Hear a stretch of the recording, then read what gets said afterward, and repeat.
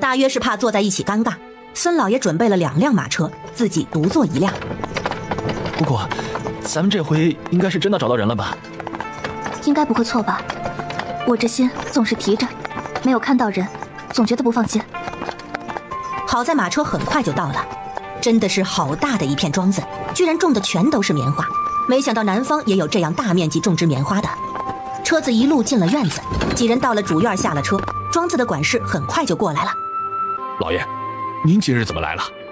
我问你，展管事前2日往庄子里送了个小少年，现在人呢？在哪里呀？新来的那少年性子顽劣，谎话连篇，我把他关在柴房里了。你们平日就是这样对待下人的，可不快带我们去？严炳发此时心如擂鼓，听管事的意思，严琦怕是遭到了虐待。舒文更是催着那人赶紧走。几人走了1炷香，来到了一处柴房。春晓他们一把挤了进去，就看到一个少年蜷缩在地上。他们走过去一瞧，果然是严琦。小七，你醒醒啊！小七，是哥哥找到你了。严琦虚弱的微微睁开眼，叫了声大哥，便昏过去了。你们对他做了什么？他只是个孩子，你们怎么忍心？也没做什么，不过是饿了他2日而已。谁让他说大话呢？他说他家也是种棉花的，说我们的方法不对，还说他们家1亩能出300斤，还给我们讲了个什么井底之蛙的故事，嘲讽我们，又不服管教，自然要给他点教训了。你知道什么？还笑你们井底之蛙，都是抬举了你们。亩产300斤怎么了？我若是愿意，亩产400斤都不在话下。自己无能，还有脸怪在别人头上。我告诉你们，他说的句句都是实话。今日他要是有个3长2短，我跟你们没完。姑娘，你消消气儿，孩子要紧。蠢货，还不赶紧去弄些吃的，弄些水来。那管事被吼得头脑发麻，就算脑子再不灵光，也知道今日自己闯祸了，忙接着吩咐跑了。几位还是先跟着我将人送到客房吧。孩子如今虚弱，要先给他喂些吃的才行。今日是我们的不是，我定当补偿几位。春晓斜眼看了那孙老爷一眼，若不是看他从头到尾都态度良好，十分配合，他都要无差别攻击了。舒文呐，就听孙老爷的，先抱过去喂些吃的，不然怕小七受不住啊。严炳发在一旁担心不已。几人跟着姓孙的去了客房，没多一会儿就有下人送来了粥食。春晓忙坐在一旁给孩子喂粥，严琦这会儿并没有什么意识。刚开始舒文掰开他的嘴让春晓喂，咽了几口之后，春晓再喂他便能自己吃了。见他能自主进食，几人总算是放心了一些。孙老爷又让人去准备了一套小孩衣物，他们家就是做纺布生意的，最不缺的就是布了。严琦吃完又接着睡了。姑姑，我们带他走吧，时候不早了。咱去县城医馆再给他看看，让大夫检查一下，不然我不放心呐。待在这处，严炳发觉得格外的膈应。春晓看了看床上的严琦，转身对着孙老爷躬了一声。孙老爷，还劳烦您送我们回县城。要不要休息一下再走啊？不用了，我们想请大夫给他瞧一瞧。理所应当，理所应当。那走吧。马车很快驶离了庄子，没多久就将人送到了客栈。那孙老爷也跟着到了客栈，一到地方他便让小厮去请大夫。人找到了。小七他怎么了？他有些虚弱，等大夫来了看看再说。春晓看着站在门边的人。孙老爷，您请回吧。孩子我们已经找到了，虽错不在您，但感情上难免有些迁怒，见谅。这话已经很委婉了，不想看到赶紧走。孩子是在我们庄子出事的，我没有管教好下属，责任在我。等大夫来看过了，我也放心。还算是有良心。春晓索性也不理他，大家都围着严琦坐下来。大夫很快就被带过来了，给严琦做了一个全身检查。没太大问题，身上呢有些淤伤，过些日子能散。身子有些虚，要静养2日，这2日就好好的卧床休养，等补回了元气啊，就没有什么大碍了。几人都松了口气，看样子那个管事并没有撒谎，大约也就饿了他2日没有施暴，如今这样已经算是万幸了。2个孩子都找回来了，大家心里的石头落了地。大夫来看过之后，孙老爷果真就走了。姑姑，那孙老爷要如何处理啊？能如何处理？算了，他也不知情，今日还带着我们跑了大半天。理论上，我们还得感谢他。若是他不配合，我们是不可能找到小琪的。而且人家在这儿很有地位，你没看见县衙的师爷都要让他3分，人找回了，咱不要节外生枝了。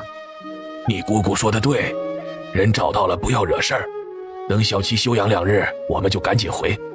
这么久，孩子他娘啊，怕是要急疯了。那拐走他们的人贩子还没找到呢，那婆子也只是接手人而已。我明日再去县衙走一趟，看看有没有青州那边人贩子线索。不过也不要抱太大希望，这种事情太多了，真是要追查怕是不易。总之问问再说。当天晚上，大家终于睡了这么久以来的一个安稳觉。第2日一早，那个孙老爷又来了，还带来了好些布。严姑娘，这件事情孙某真的是过意不去。你们也知道，我是做纺布生意的，家中布多，这20匹布都是让染坊用上好工艺上的最时兴的颜色，布也是顶好的细棉布，当作是赔罪，还望几位能够收下孙某的歉意。送上门的东西不要白不要，春晓毫不客气地收了。孙老爷，小七如今平安了，我们也不计较了。昨日就说过了，这事儿错不在您，您的道歉我算是收下了。只是以后府上买人还需谨慎些，免得这样的事情再发生。严姑娘说的是，我已经叮嘱府里的管事，以后买人必须经过衙行或者去府衙彻底查清户籍。孙老爷看着他犹豫了半晌，最后坐到他对面。孙老爷这时还有事儿？鄙人叫孙富贵，家里几代都是经营布庄的，纺布染布都有经营。昨日严姑娘去过我们的庄子，应该看到了，我们庄子种的都是棉花，听闻姑娘家里也是种棉花的。确实种棉花，亩产400斤。昨日说的有些气话，400斤是没有的。若是给他多研究几年，或许可能。那有300多斤。春晓看着他，这个人是做布的，看样子对棉花相当关注啊。税后300斤确实有。当真？你若不信，何必问我？没有，不是不信，是难以置信呐。我那个庄子亩产税后最多不过50来斤。昨日那小公子说我们种的方法不对，不知姑娘可否指点一二啊？你们种棉花的地方就不太合适，此处呢地段偏南，适合种粮食作物，种棉实在是浪费了土地。方法嘛，孙老板，这是赚钱的手艺，自然是不外传的。姑娘有所不知，我们是开布庄的，这棉布全靠棉。原本我们收棉多是从青州还有豫州2地收，还有一部分会去同州收，但是青州、豫州从去年就下了政令，不许种棉花。我们也是没有办法才开始自己种棉花。若是到时候棉花数量不够，我这生意就难以维持了。姑娘，你们是青州人，如今不让种棉花，你们真就该种粮食了。那不然呢？我们升斗小民，难不成还敢跟府衙对着干？自然是都种粮食了。这么高的产量，倒是可惜了。春晓心中发笑，这人这样拐弯抹角的打他棉花，也不知道直接问。孙老爷有何好愁的？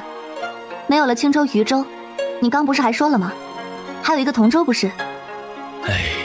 同州自然是可行，但是同州的棉花有限，争抢的人多，每年去都买不了多少，而且价格昂贵，今年怕是更甚了。孙老爷说的是，如今棉花确实是个好买卖，我们在同州种棉花也算是选对了地方。孙富贵原本暗淡的脸突然就亮了。姑娘，你们去同州种棉花了，种了多少？也就1000余亩吧。1000余亩？那孙富贵又将他上下打量了一番，真是人不可貌相。没想到眼前的人年纪轻轻，又穿着不显，居然是个富户。他转念又觉得这个人会不会是在说大话，一时之间心思百转。同州棉花的大户我们都有接触过，倒是没有听说谁有种1000余亩的。不知道姑娘在同州哪里种棉花，正好我们是做棉布生意的，若是可行，到时候好去拜访一二。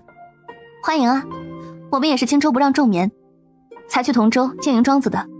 今年呢，也才第1年，在同州府彭东县下面的洛口镇，庄子在入云山下，一问便知。严姑娘，你看，咱们相识虽有些不愉快，但似乎又有些天意安排。你看你是种棉花的，我呢，我是经营布庄的，咱们正好是买卖需求啊。如今我缺棉，你有棉，我说就是老天爷看我孙富贵有难，特意帮我一把的。严姑娘，你说是不是这么个缘分呢？孙老爷，你有什么话不妨直说，我这个人呢是个直肠子，你不明说，我可不明白。简单说就是我想买姑娘的棉花，不知道价几何呀？你若想买就是了。我种棉花本来就是要卖的，只要价钱合适，卖谁都是卖。至于价几何，我现在也说不准。总之是适合的市价，肯定不会故意抬高。得孙姑娘一句话，我心里便有底儿了。那8月我安排人去姑娘庄子。8月棉花都没有完全采收，是不是太早了？不早，总得提前去，不然容易出现变故。孙富贵此刻就像是一块碾压心中已久的石头被搬开，心情突然轻松，想不到阴差阳错地解决了担心好久的棉花问题。杨姑娘，那咱们可是说好了啊，可不能到时候去了你那边棉花都订出去了。孙老爷，我也有事想求你行个方便呢。哦，严姑娘请说，只要我能帮的。您是布商，家里布多，正好我缺布。孙老爷，我庄子有许多人，要用的布不少，我想跟你买一些你布庄里要积压处理的布，您看方不方便？这个好办，上不了铺子的残布我还真有不少，也别说买的话了，都是些没什么用的，我留着下人也用不完。明日我给你送一些过来，咱们日后常来常往。那就多谢孙老爷了。两人都开心了。严炳发送走了孙富贵。你们聊什么聊这么久啊？我看那个孙老爷走的时候开心的很呢。他是做棉布生意的，正好缺棉花。你真是到哪里都能做着你的生意啊。我看小七今天的情况好了很多，跟李正商量了一下，后日一早就回了。今日都17了，出来也有10来日了。行，那就后日走。第2日，孙富贵果然给他送来了一车布，打开一看，差不多100-200匹。虽说是残布，但是这么多白拿也实在是不好，而且他们的车子已经满员了，带不了这么多的布。最后他想了个法子，这孙老爷家里在当地如此有地位，那马车自然是不难买，于是又磨着他要买他一辆马车，说自己货运不便。孙富贵也爽快，同意卖他一辆马车，而且只收他40两。春晓给了60两，当是补贴一点布钱。这回出来虽然花了快200两，但是人找到了，又得到了马车跟布，也算是圆满了。当天他们就去给马车过了户。春晓在县衙顺便问了问那陈婆子从哪里拐卖的事，衙差告诉他，送来的人是活动的，陈婆子也不熟，上头很难查，这便是断了线索了。第2日，春晓跟舒文一人赶着一辆马车出发了。春晓的马车拉着布，舒文则拉着人。这有马车就是好，到哪里都方便。舒文呐，你姑姑买马车花了多少钱呢？您再说，这马车可比牛车贵多了，而且不是想买就能买的。这2辆都是我姑姑讹来的，一辆50来两吧。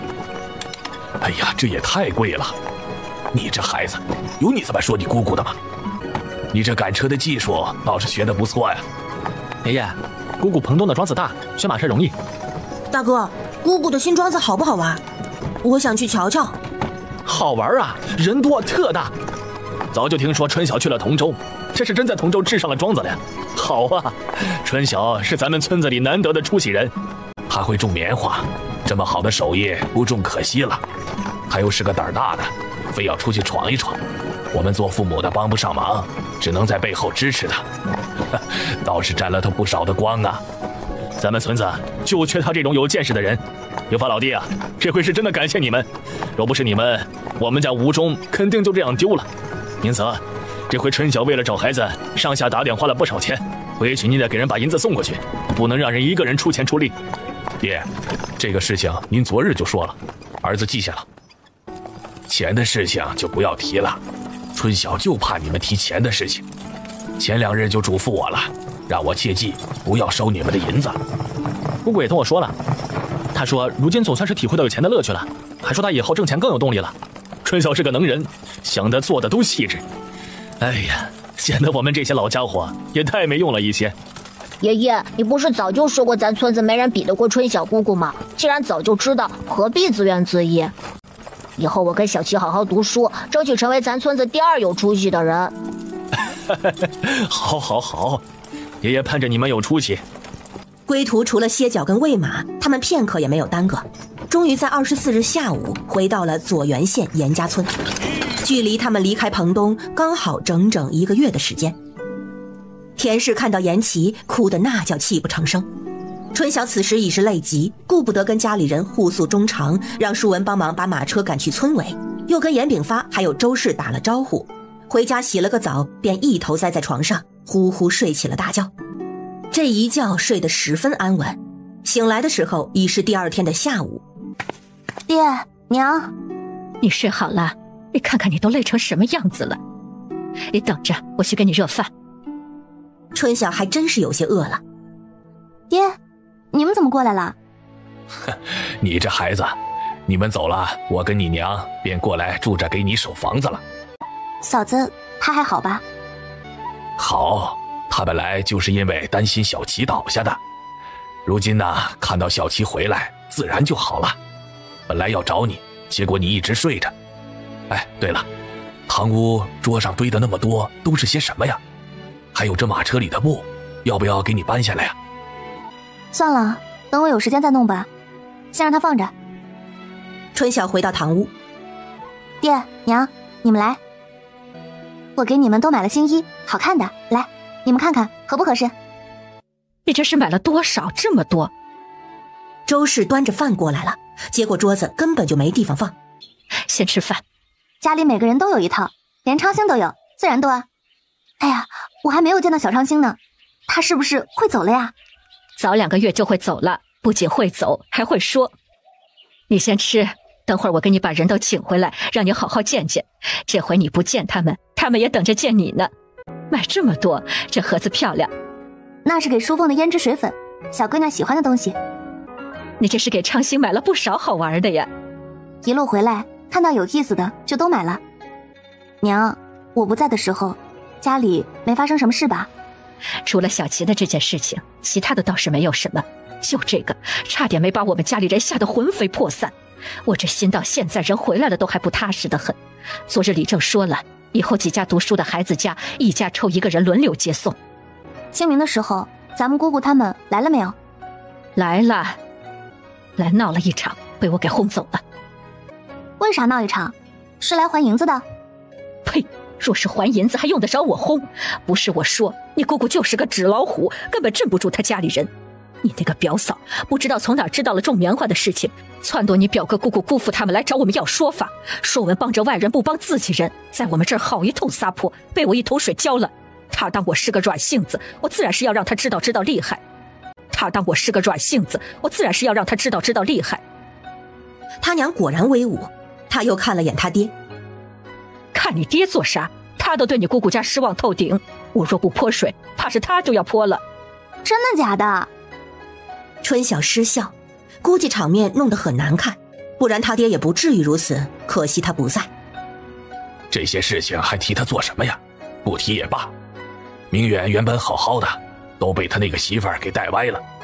妻不贤，家不宁，二妮儿太放纵了些呀。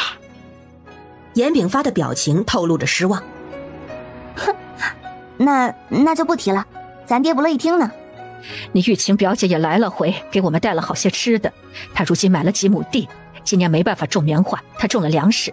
人总算是彻底想通了，这日子总会一年比一年好的。春晓津津有味地听着老两口拉家常。到了快吃晚饭的时候，舒文跟大河各赶着个牛车，把家里人都拉了过来。二哥，你真有意思，你家离这里才多远，你也赶着个牛车过来？就我这地大，这又是牛又是马的，不然啊还放不下。自然是仗着你这里大，没办法，我家昌兴喜欢坐牛车呀。爹说的对不对啊，昌兴？啊？你别捏他脸，捏多了他流哈喇子。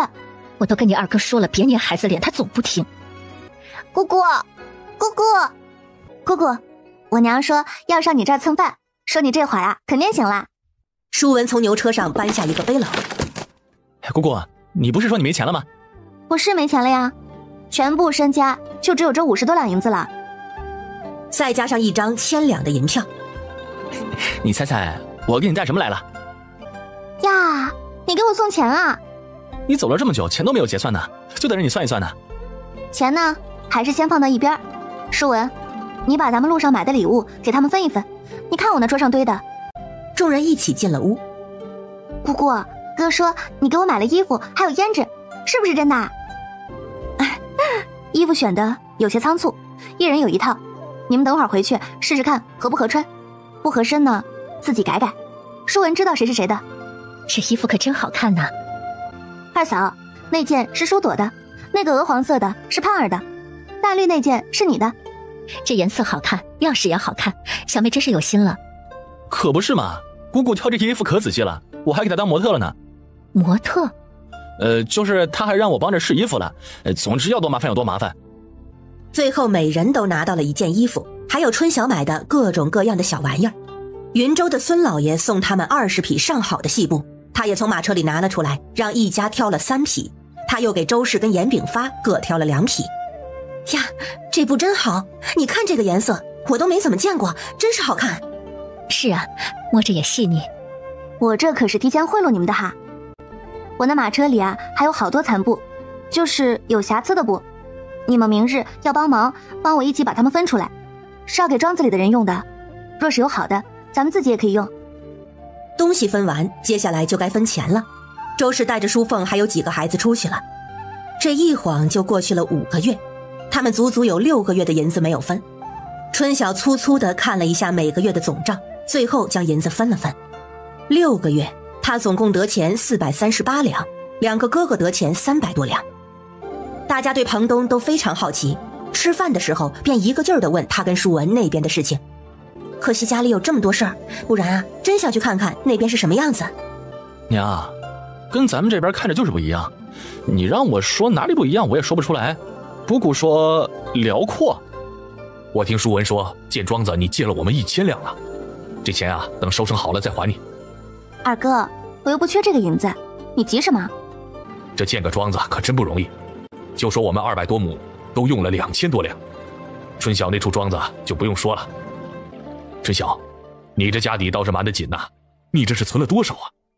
二哥，咱看破不说破，闷声发大财。你妹妹的家底你就别探了，你就记得紧紧地跟着她就行了。几人正吃着饭，李正一家人过来了。吃饭呢，去那边没找着人就过来了。吃完了没事坐着闲聊呢。你们怎么过来了？侄媳妇这是好多了。好了，孩子回来就好了，都是心里急的，这次啊多亏了你们家。说着，他从严明泽的背篓中拿出了很多个小坛子。你们家如今不缺东西，我总想着无论如何都得表示一下我的心意。这里都是我做的各种各样的腌菜，你们就当换换口味。除此之外，我也没什么拿得出手表示感谢的东西了。侄媳妇何必这么客气，大家都是一个村的，帮你们也是帮我们自己。许氏拉着春晓的手，村里人都说你是个命里带福的，原本我不以为然，如今我信了。这次啊，多谢你帮我们找到了吴忠。说着说着，声音又哽咽了。你是个有世面的人，经常在外面，婶子也没什么好送的，就送你一双鞋。你与我们凤羽同年，身量也大差不差，应该是能穿的。婶子，原本我不该收，但是谁让我缺鞋呢？那我可就收啦。收，不够啊，我再给你做。许氏高兴地看着吴忠，来，再给你春晓姑姑磕个头。别磕了，之前就已经磕过了。都坐吧，吴忠，你也过来坐。春晓啊，李正叔这次来除了感谢你们之外，其实还有一个别的事情，也是村子里的人一起合计的事情。李正叔，你有话就说嘛。就是村里好些人去年也挣了些钱，原本是想买地种棉花的，这地没找到，棉花也种不成。他们听说你去外地种棉花去了，前2个月就找了我，好几户村里人都是这个意思，想一起合起来凑些钱，在外头也买块地种棉花。这来年青州不管能不能种，外头总是能种的。当然最好是能跟你的一处在一起，这棉花还是按照契约上的让你收。大河扑哧笑出了声。怎么，大河，是觉得这个事情不可行吗？不是，我爹今日啊还让我紧紧跟着春晓，没想到想跟的不止我一个呀。这能赚钱谁不想啊，是不是？春晓皱了皱眉，想着这个事情的可行性。其实对于他来说，这是个十足的好事。李正说，这个事情呢，理论上确实可行，但是若真要去做的话，还有很多事情需要考虑的。那你给我们说说要考虑哪一些？那你给我们说说要考虑哪一些？村子穷了许久，如今能翻身，我也想带着他们搏一搏。你就给李正说说，都有什么要注意的？首先呢，这钱得凑够，在外头缺钱是不行的。我不妨直接告诉你们，我大哥二哥的庄子，地有128亩，建起来花了差不多2600两银子，这还是地算便宜的情况。所以你们若是想建一个200亩左右的庄子，至少要准备3000两银子。这么多呀？你别打岔，让春晓继续说。第二，这责任归属得利分配一定要明确。李正说，做生意最忌合伙多，最后分账乱。这村里参与的人肯定不会少，这人多不行，那该如何是好啊？李正说，我不参与你们，但是我可以给你一个建议。虽是大家一起合买，但是必须推一个主事人出来，这个人负责买地建庄子跟后续一切事务安排，自然地契归属也只能填一个人，到时候所有花销收益可以做个账。那个明理哥跟明泽哥不是都认字吗？他们就可以到时候把建庄子的钱分一个等份，出钱的人每个人都有一个份额，分成的时候也按这个份额去分。当然这个管事要单独得一份工，这样账目明确，就不会有纠纷。丫头，你说这个有一点复杂，你能不能帮李正叔说的详细一点啊？春晓于是又给几人说了详细的操作，这次说的更直接，说若是做这个打算，要李正家里牵头出一个人，庄子也记在此人名下，份额分账这些是最主要的，一定要记清楚。因这直接带入了人，李正家里的人这下是彻底的清楚了。行，我明日组织大家开个会，看能不能真的凑齐建庄子的钱，若是没有，那也就别折腾了。若是不行，到时候怕也是要劳烦春晓你带着了，外头我们可是摸下啊。李正叔，您放心，若是你们想好了也说好了，想出去闯一闯，该帮的忙我肯定帮。行，有你这句话我们就不怕了。好了，今日也耽搁你们很久了，明日等我有了确切的消息，我再来找丫头你。严大河送走了李正几人。这村里人啊还挺聪明，还知道合伙凑份子赚钱。你能想到，别人自然能想得到，我看这事儿也可行。你说这个事情到底做不做得呀？只要组织得好，怎么做不得？若是我就大胆的去做。你这话刚才怎么不跟李正说呀？我看他们还有些忐忑，你若说了，他们怕就有底气了。二哥，事情都有两面性，总有各种意外风险的。我若说了，那便是我怂恿了，到时候若真遇到倒霉事儿，我还得兜底。我是傻才跟他们打包票。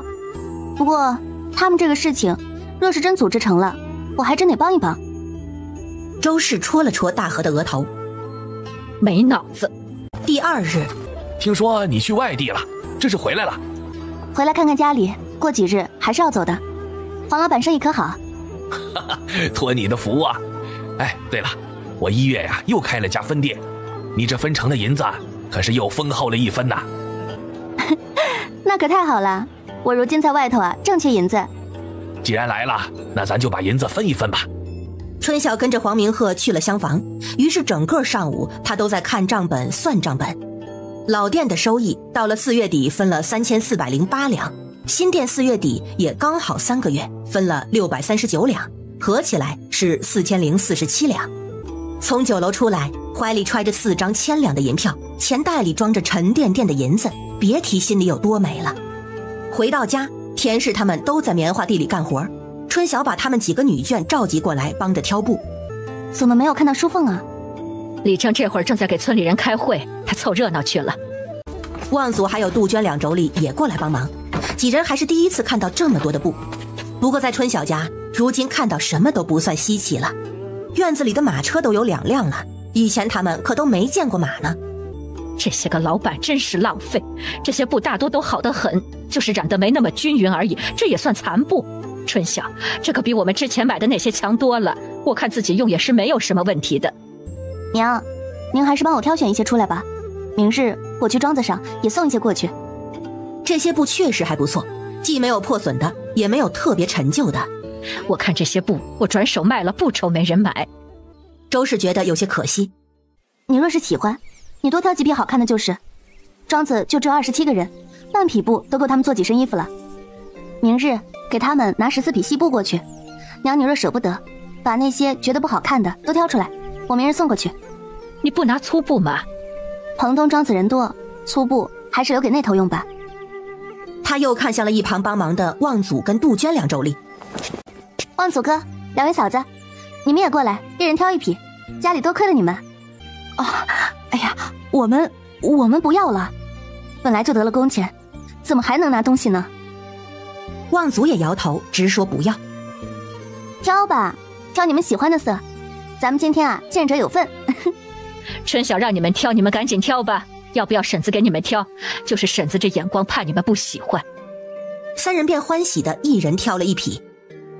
大嫂、二嫂，你们除了挑自己喜欢的，也给庄子里的人挑几匹，大家都做2事儿。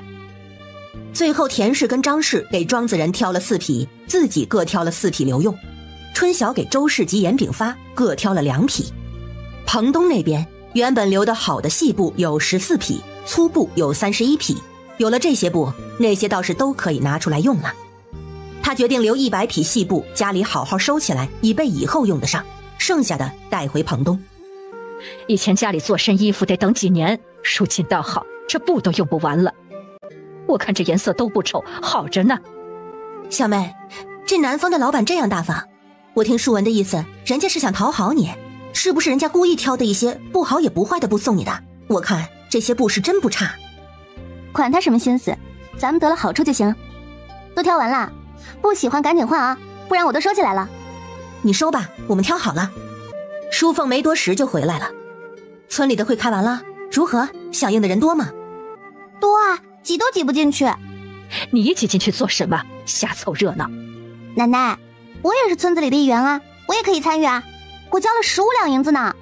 你这孩子，你参你姑姑一脚，不比参村里一脚好？你是不是傻啊？我那点钱，我姑姑看不上，跟村里一起挺好，管他赚多赚少，能赚钱就行啊。淑凤这话可是不错，不管多少，只要能赚钱，都是可以投资的。哎，舒文他想买庄子，你怎么不把钱参到他那里啊？等他买要到何年何月啊？我还是先挣点再说吧。那他们有多少人凑啊？凑了多少钱？这我可不知道，反正人多得很。我发现村里人怪有意思的嘞，我交钱，他们看着我不动，我一走，他们比鬼都积极，我看李正写都写不过来了。反正钱交了我就走了。行了行了，地里的活还没有干完呢，都别扯闲篇了，赶紧去帮忙。春晓挑了1匹细布去了崔氏家中，说是奖励2牛的勇敢，并对崔氏表示了感谢。崔氏高兴的眼泪都恨不得流出来了。第2日，春晓带上淑凤跟布一起去了陆村。东家，您好久没来了。出远门了，过几日还得走。庄子一切都好吧？好着呢，去年的黄豆啊都收回仓库了，不过因这年底下雪死了一些，收了大概18000多斤，小东家记了账。这些黄豆要不要卖，还要您来决定。先留着吧，自己吃。若是有高价收了，咱就卖。仓库里之前留了5000斤稻米，还有1000多斤的麦子。我想着这粮食贵重，就让他们做饭用黄豆混着煮。这稻米麦子到时候能多留下来一些，给东家送回家去。这样好了，我若是不安排，你们吃的不踏实。稻米呢，给我送3000斤回去，剩下的你们自己安排着吃，能续上秋收的就行，也别太苛待自己，把人都替我养好些。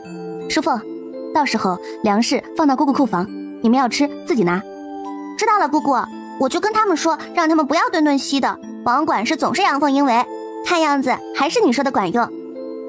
小东家莫怪罪，这庄子本就是给主家挣银子的，我们人多，干的也是吃，稀的也是吃，能吃饱啊，已经是天大的恩赐了，不敢多求啊。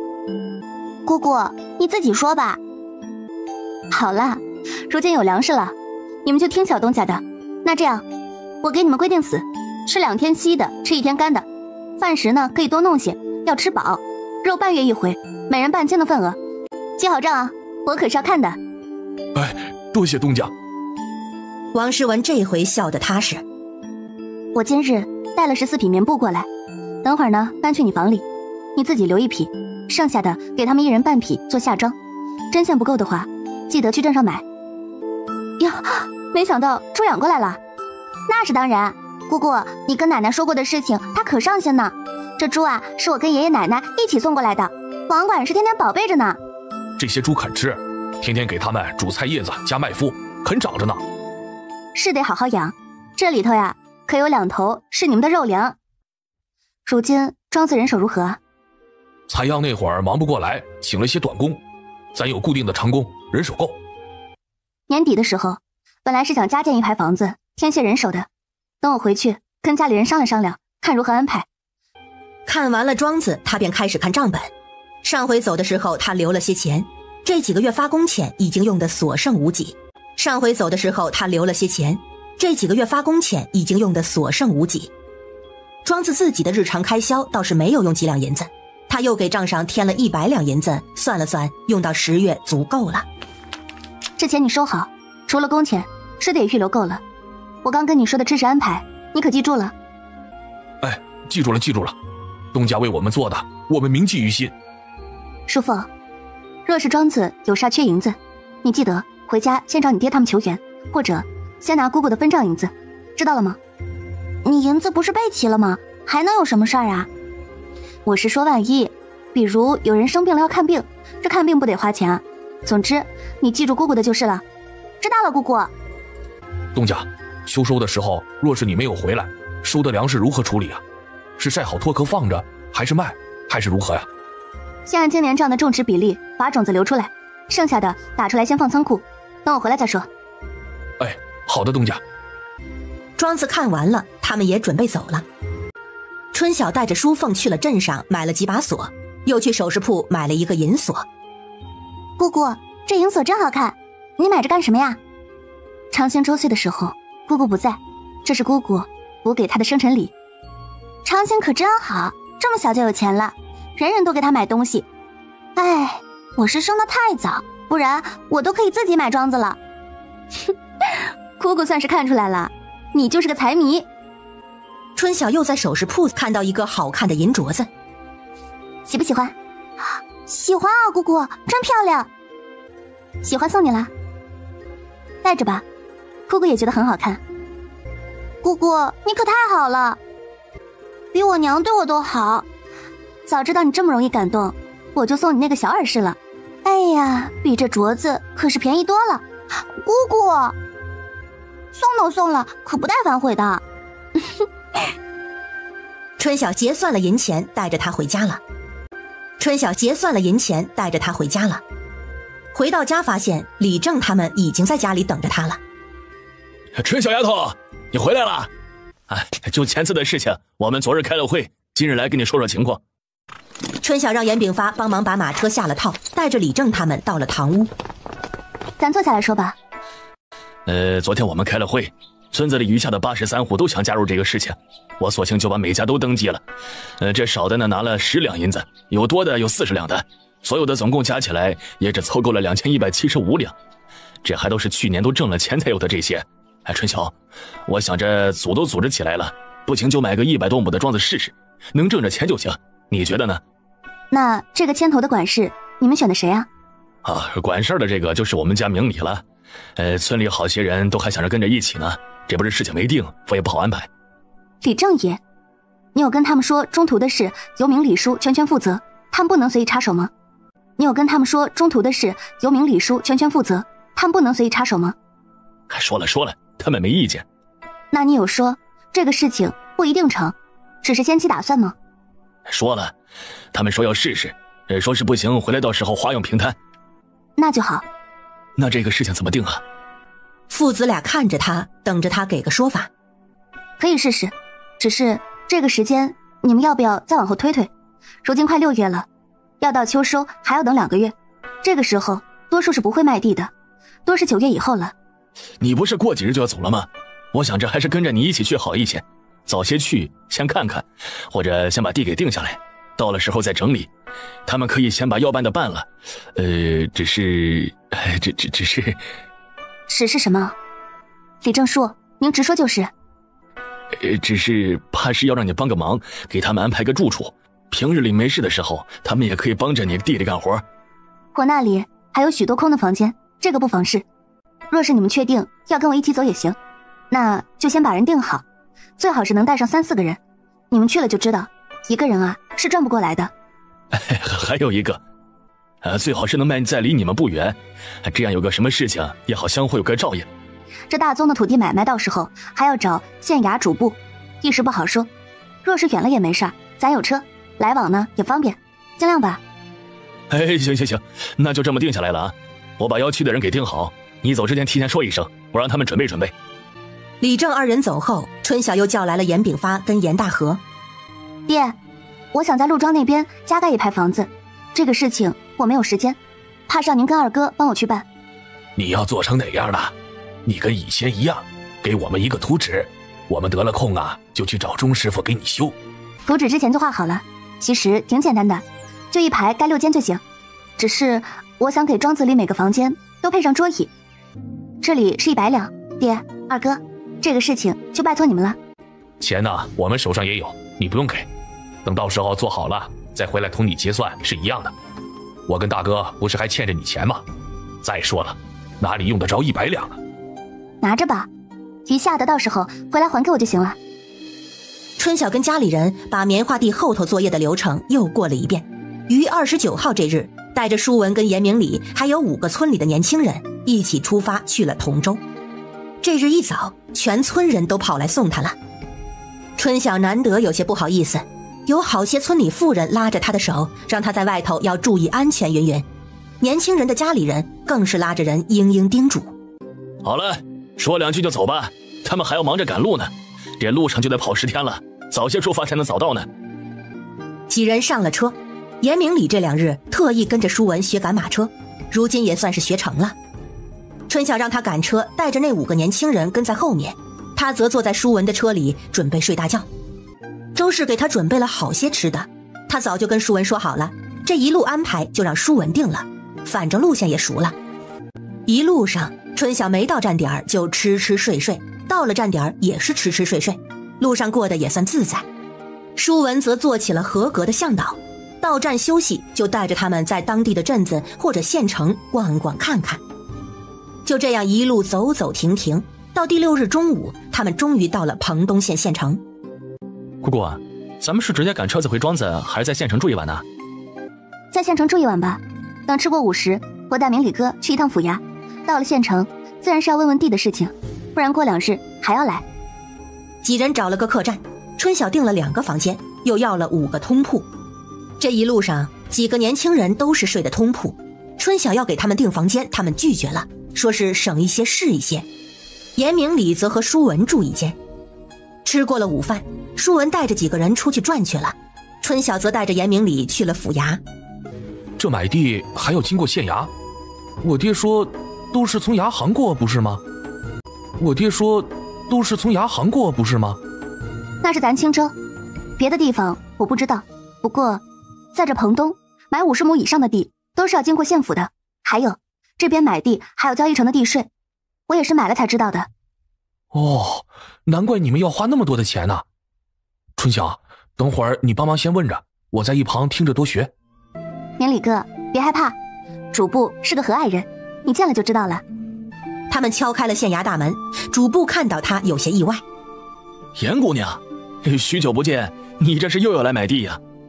钱主簿，这回不是我买，是我村子里的大哥要买，想问问还有没有合适的地块，问问价格。年前头几个月买地的确很多，但是此时呢，正值是春耕夏收的中途，可没什么土地买卖的交易。县府的地块如今也垫了出去，种上了粮食，大宗的怕是没有，几十亩的你们直接去问衙行就是了。前主簿，夏收之后府衙预买的地呢？有没有？200亩左右就行。洛口那边有没有？我们不急着要，若是有合适的，可以先买下来，等作物收了移交给我们就是。地也不用很好，跟我那处那样就行。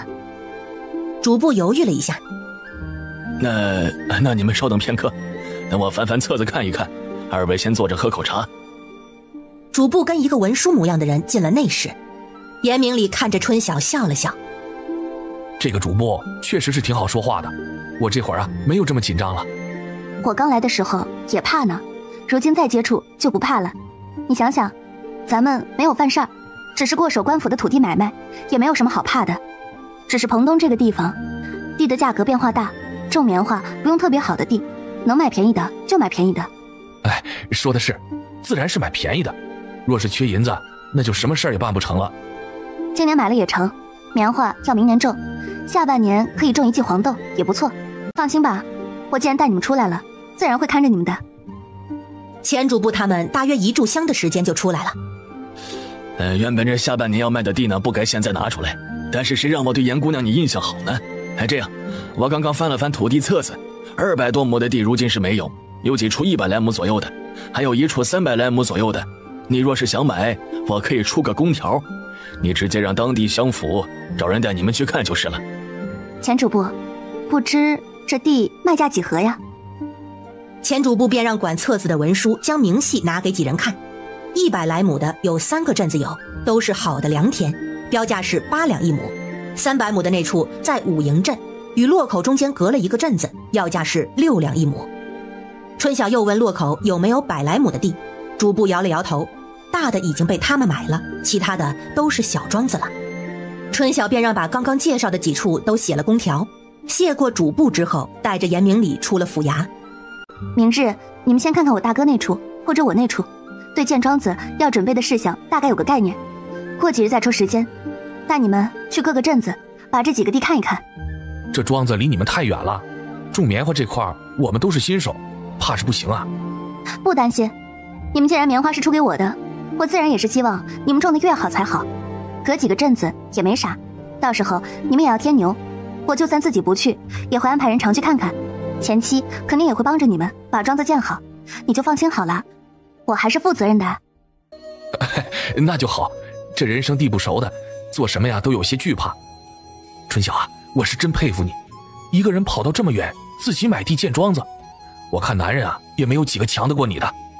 你也别夸我了，如今使劲夸，若是来年没有挣着钱，你们就该骂我了。不会的，风险这个事情我们早就心中有数，咱村里人许多实际上还是讲理的。两人回到客栈，结果舒文他们还没有回来，春晓便又自己去了街上逛了逛。今日说的五营镇不就是幸福生活的镇子吗？没想到跟洛口中间只隔了一个镇子，还以为很远呢。这次来，因为庄子的事情都布置得差不多了，想着不用怎么花银子，他一时半会儿也不打算再买地，怕带多了银子在外面不安全，他便把那5000两的银票藏在了家中暗格，只将碎银换了3张100两的银票，带着340多两银子出的门。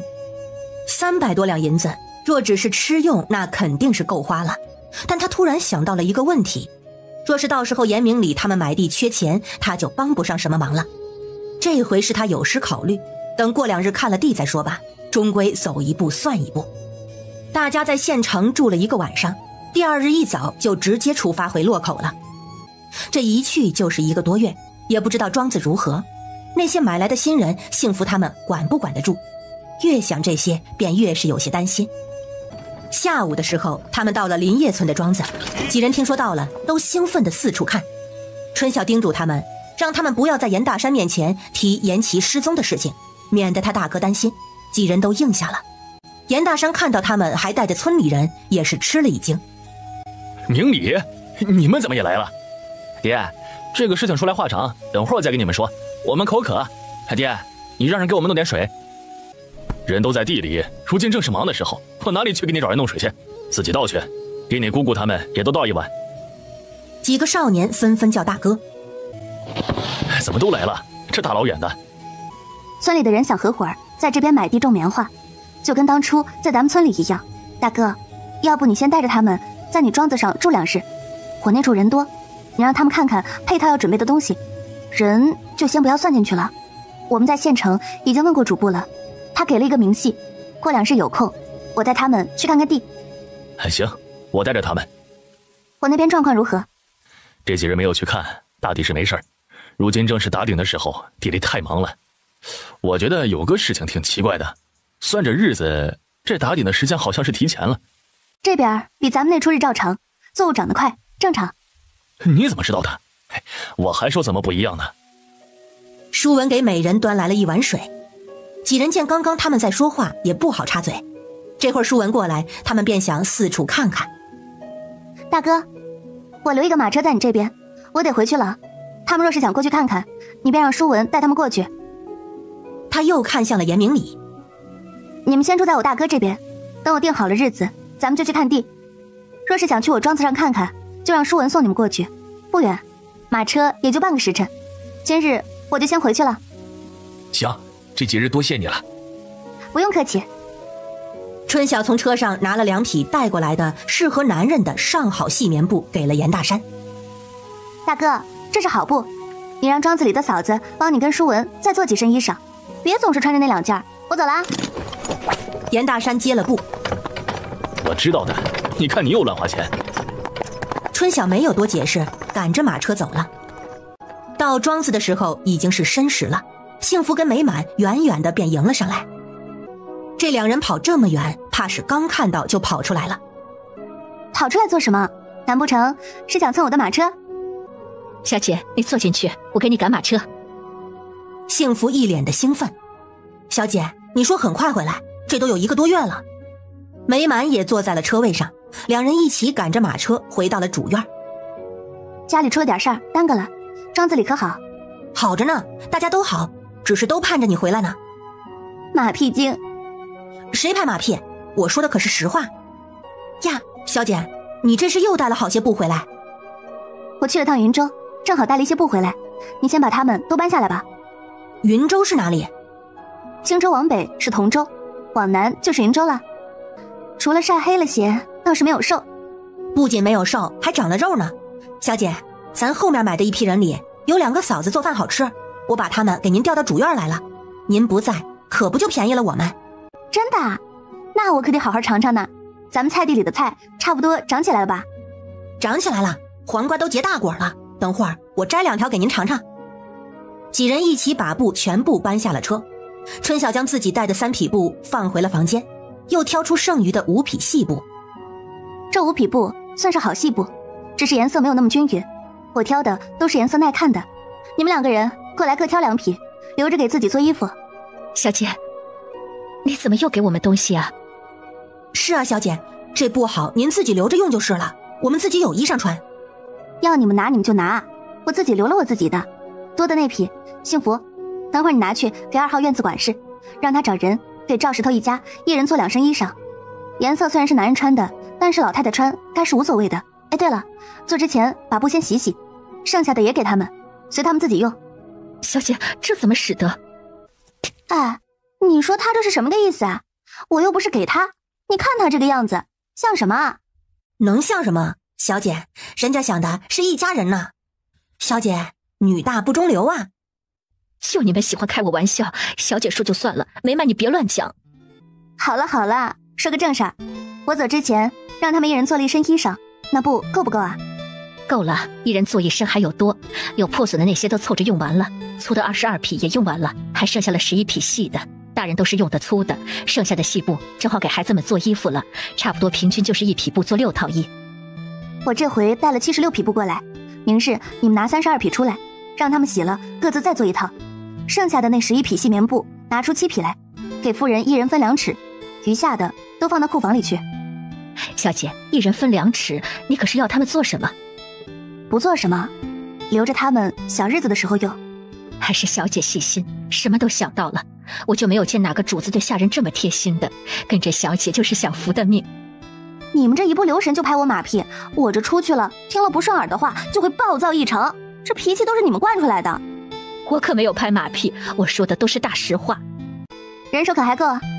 如今分了组，他们自己都比着劲儿了，20个孩子也都有帮忙，人手虽然紧张，但还算应付得过来。许石头跟他弟弟跟春院的一起干活。小姐，如今都有新名字了，春是春1到春66，夏是夏1到夏63，秋是秋1到秋61，我都按岁数编了册子，就是人有些多，我跟美满都还没有完全认完呢。这么多人要认完也不容易，日子还长着呢。哎，对了，如今小组主管都是1号院子的人，你们多注意些。若是2号院跟3号院有得用的人，记得找机会提起来。我如今缺的就是人，日后呢，若是再买庄子，管事的就要从这些人里挑了。知道了，小姐。棉花如今已经开大花了，淡粉、淡黄、白色的都有，镶在绿油油的枝叶里，这么大一片，很是好看。第2日，几个院子外都晒上了一匹匹的布，庄子里的人个个欢欣鼓舞。第3日一大早，他赶着马车去了林业村庄子，趁着如今有时间，看看能不能把地给提前定下来。严大山不放心，便跟着他们一起去看地。第1站去的就是武营镇，倒不是因为它地大，而是因为武营镇离洛口镇最近。亭长安排了2个衙差，跟着他们的车一起去了差文说的那片地。这处好是好，可是300多亩，咱也治不起啊。没事儿，看看又不要钱，多看看，多对比，最后才知道选哪个呀。还有一些时间，他们又从武营镇出发，去了武营镇边上的3湾镇。这处有块120多亩的良田，同样到了镇上就找了亭长，接着便去看地。几人围着地里看了看，了解了基本情况便回了。后头2日，他们又去了兰安镇、爱河镇跟文新镇，地都是100多亩，土质也都不错。所有的地今日都看完了，他们看的也算仔细，心里应该是可以有个决断了。明理哥，你觉得哪处可行啊？我还是觉得我们看的第1处最划算，种棉花嘛，用不上那么好的地，好地也贵不是？可那处300多亩，我们又拿不下，哎，实在是可惜。春晓之前算过了，325亩，加上税钱是2145两，他们总共就只有2175两。若是咬牙买了，那后面将寸步难行。他有心想给他们分摊一点，可惜他的钱加上回来幸福他们还回来的100多两，总共也只有476两。300多亩肯定是不行，我看兰安的156亩还行，拿下来1400两不到，剩下的钱勉强可以建庄子了。我觉得武营镇那处建庄子更好，3面都是山坳，合力围上外面一道，里头就不用围了，也不怕别人打扰，而且武营离你们那里也近呢。想不到严明礼还有点社恐，这是真看上那处了。春晓想了想，你若真想拿下那处也不是不行。你有办法？办法只能是我与你合拿，你得200亩，我得125亩，200亩呢要花1300多两银子，对你们来说也算是正好。行啊，那咱们合拿，你拿了那处我就更放心了。他觉得这个主意再合适不过。但如今有个问题，我手头也没钱啊。是啊，春晓为了这个庄子把钱都花得差不多了。唉，那便只能拿兰安的那片地了。严明礼叹息，虽然不是他最中意的，但起码也有150多亩。其实我还有一个主意，就是这钱呢，你们先替我垫出来。320亩买的话要用2145两，你们的银子正好合适。反正如今也不能做什么，等8月我收成了，棉花卖了，这个钱我便可以还给你们了。其实垫一半就行，就垫500两，我可以给你们320两，你们也可以先做一下前期准备。哎呀，春晓，你看你心里有主意不早说，这自然成啊！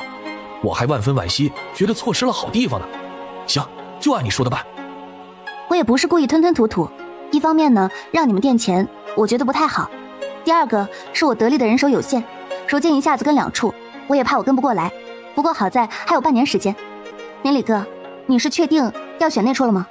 就选那处，主院呀都不用围墙了，就把最外围围起来就行了。围起来就跟整个庄子围起来了一样，我觉得比大山的庄子还好呢。地的事情定下了，大家似乎都轻快了。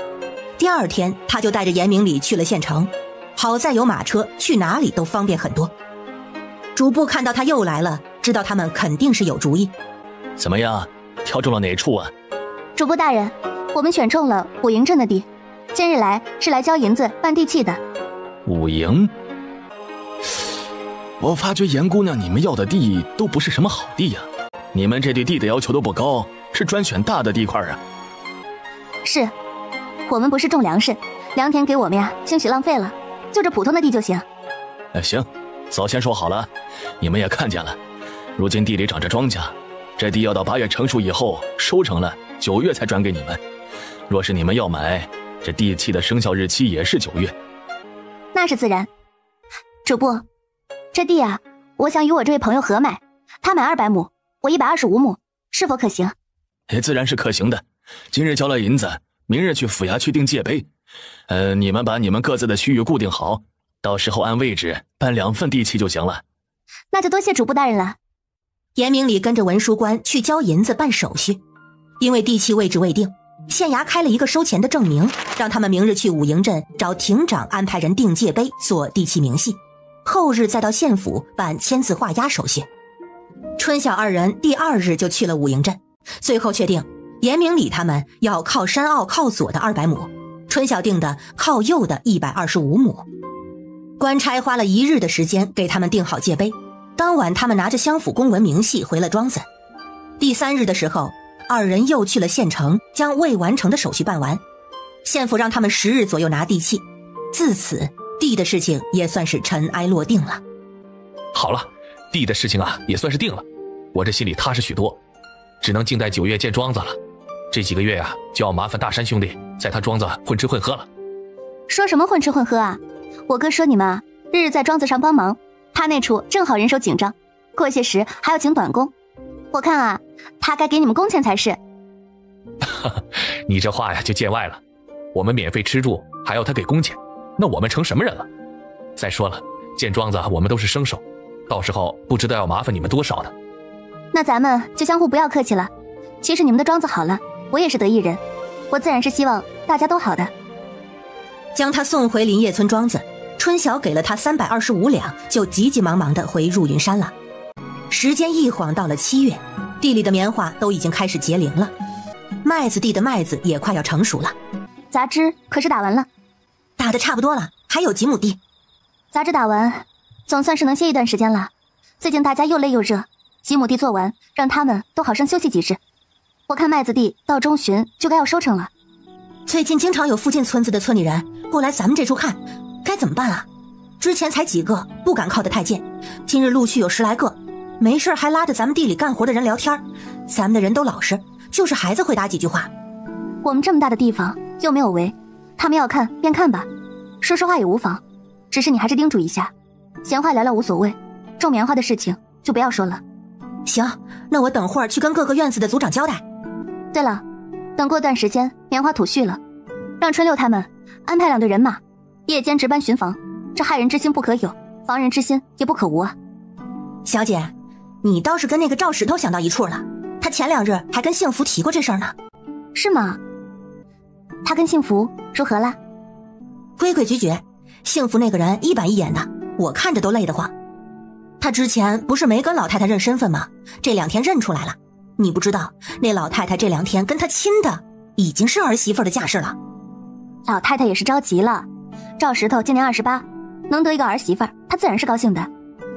美满走到春晓身边，小姐，您真答应让赵石头给幸福赎身呐？幸福跟我说过几回，他说他不想赎身，就跟着小姐你过最好。我看他不像是说矫情话，他还说如今这样他觉得很满足，我也觉得赎身不好。这个事情走一步看一步吧，不赎身他就是奴籍，总不能让赵石头跟着他入奴籍吧，等等再看，不着急。哎，对了，前段时间我不是跟村里人去看地了吗？地正好买在武营镇了。幸福不就是武营镇的人吗？就是，地在武营镇黄口村，你有空啊问问幸福，他对那块熟不熟？9月后要建庄子了，大件的制板我都安排的差不多了，他若是熟，小件的制板到时候我就交给他，收成后事情安排好了，我肯定是要回去的。那我问问他。对了，美满，之前让你去镇子上的药铺买一些解暑药茶回来，你买了没有？买了，买的不多而已。如今药铺的东西可太贵了，那茶1两银子才2斤，以前最多100来文钱。还有，你让我买的生姜，下回去药铺买东西，你可别让我去了，我买不下手去。花我的银子，又没让你掏银子，你看看你那个脸啊，都皱到一块儿去了。就是小姐你的银子我心疼，这庄子前后后都花了多少银子了？小姐你看你，如今都没钱了。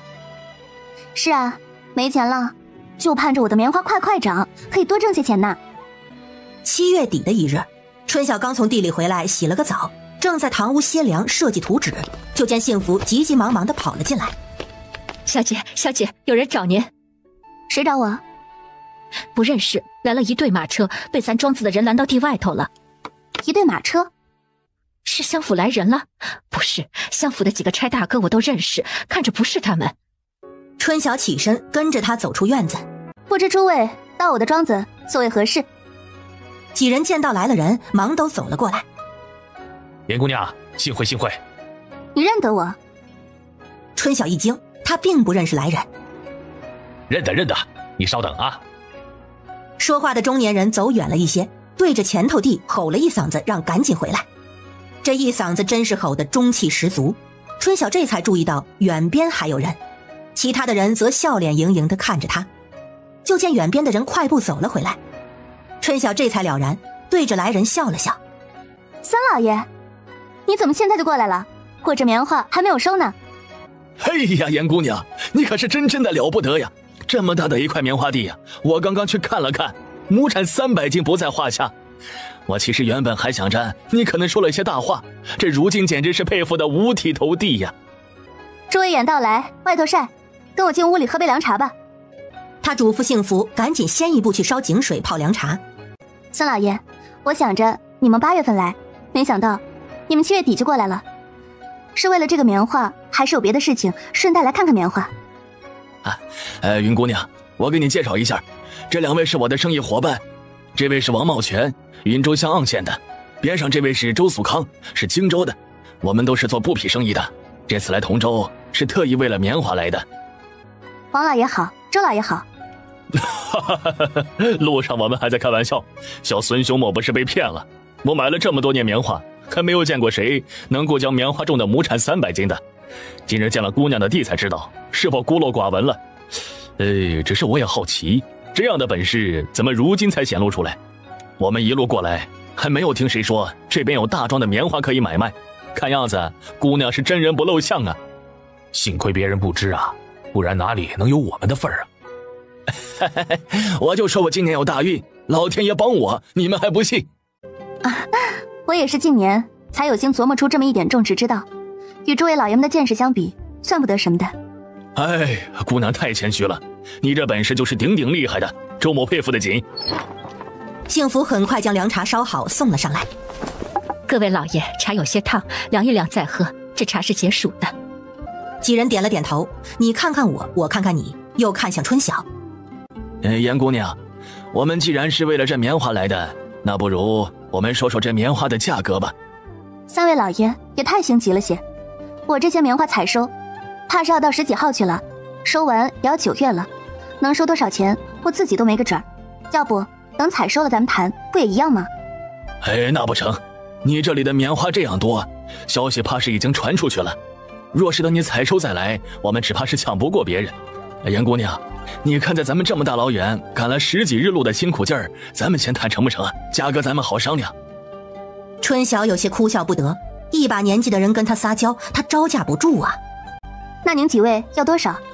咱还是先说说价格吧，不知道你准备卖个什么价啊？春晓上次去县城也大致了解了一些基本市价，去年冬日这新棉的普遍收购价是120文一斤，到了后期缺棉的时候，这收购价就是水涨船高，卖到2000的都有。今年青州跟豫州不种棉，怕是这个价格还会涨。他其实没有哄抬物价的打算，只想着顺顺利利把棉花种出来，再顺顺利利的把棉花卖出去，有钱挣就行。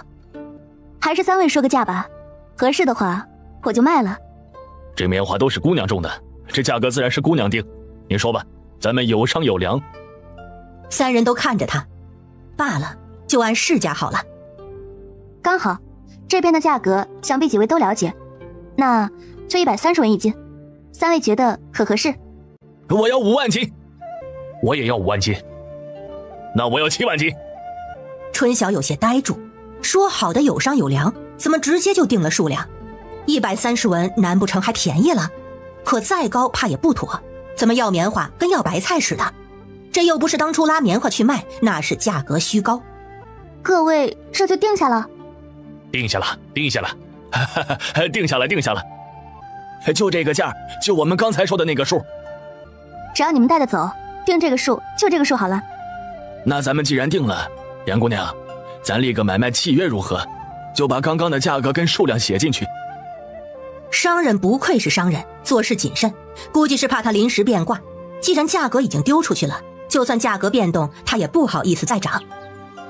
成，那我就跟三位立个买卖契约，8月底你们来拿货如何？只要契约定好了，拿货的日子好说。我们也要去万丰县那边，把到时候拉货的事情处理好。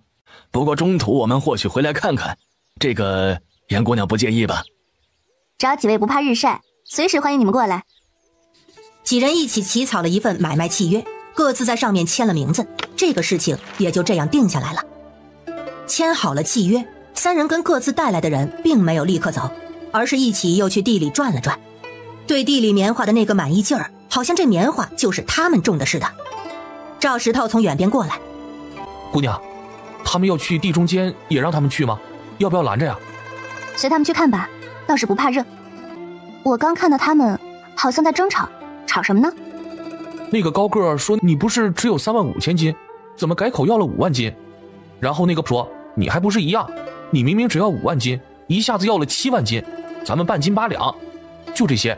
其实不是吵，说过之后他们还笑了呢。春晓扑哧的笑了，他不是笑说话的内容，而是笑赵石头学人说话的样子。随他们看吧，不用理，你们都歇着去。小姐，这些都是有钱的老爷，可我看着还挺有意思的，刚刚还在地里刨土。我跟你说，那家里就是有庄子种棉花，他大概是想看看咱们的地有什么不同。那小姐你还让他看，不让人拦着？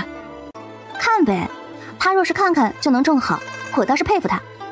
这2日要收麦子了，到时候你们过好秤，除了6000斤的税粮跟2100斤的留种，其他的都打出来，安排人把它磨出来。哎，对了，让你们去问乡府，问买麻袋的事情办得如何了，这马上就要用了。说的时候差大哥说了，会帮我们联系人。怎么定的？定了多少？粗孔的麻袋定了5000个，密孔的定了1000个。过几天你们再带赵石头去看看，实在不行先买一些密孔的回来，装面粉要用。知道了，小姐。8月3号的时候，地里开始收麦子，麦子只有150亩，2日的时间就收完了。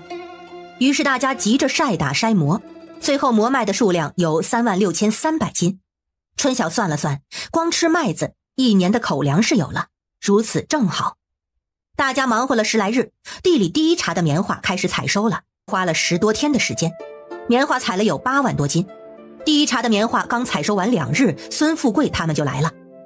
周素康一听有了8万多斤，忙跟另外2人说让先出5万他的货，说他离得远，另外3万被王茂全提前抢了去。孙富贵在一旁牙痒痒，开玩笑说早知道就不告诉他们，让他们去抓虾。于是第2日车队就浩浩荡荡的过来了，吸引了附近村子的好多人，都说还从来没有见过这么多的马车。没错，人家这次用的都是马车，这次人家都没有一袋袋的验货，直接搬上车子就走人。2人为表诚意，把棉花钱一次性付了，说是过些时日再来运剩下的。孙老爷，等不了2日就有几万斤，你别急啊。哎，这来回10日颇长，杨姑娘，你的量可千万给我们留住了啊！你放心吧，不是签了契约的吗？我可不敢不遵守，我可没有那个银子罚出去。就在棉花运走的第3、4日，庄子正在进行第2轮采收的时候，突然就有好些人找过来了。诸位，可都是为了棉花来的？哎，正是正是，不知姑娘如何称呼啊？哪里人士？可是这庄子的主人家？我姓严，名春晓，荆州人，却是这家庄子的主人。各位是如何找到这处的？哎，一路打听来的，可是不容易啊。